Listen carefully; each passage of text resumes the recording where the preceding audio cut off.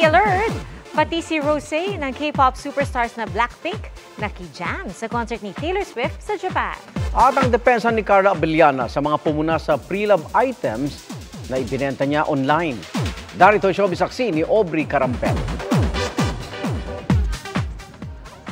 May apela si Kapuso star Carla Abellana sa mga pumuna sa kanyang pre-loved items na ibinibenta niya online. Sabi kasi ng ilang netizens, hindi tugma ang presyo sa quality ng kanyang ibinibenta. Depensa ni Carla. Yung totoo, grabe kayo. I would sell something na much less naman than how much I got it for, di ba?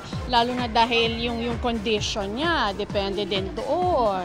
Para sa aktres, kasabay ng kanyang fresh start, ang pag-let go sa ilang gamit na maaari pang mapakinabangan ng iba.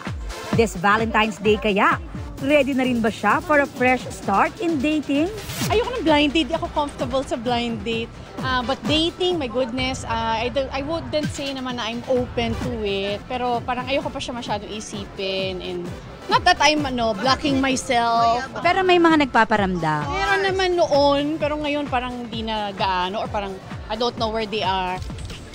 She's her own boss now dahil may sariling agency na ang Blackpink member na si Lisa. Pinangalanan niya itong Loud to showcase her vision in both music and entertainment. Inanyayahan niya rin ang fans na samahan siya sa kanyang newest and exciting journey. Dati nang sinabi ng label ng Blackpink na YG Entertainment na nag-renew ng kontrata ang grupo para sa kanilang group activities. Pero hindi para sa solo activities ng kanilang members. Nauna nang mag-launch ng sariling agency ang Blackpink member na si Jennie para sa kanyang solo projects.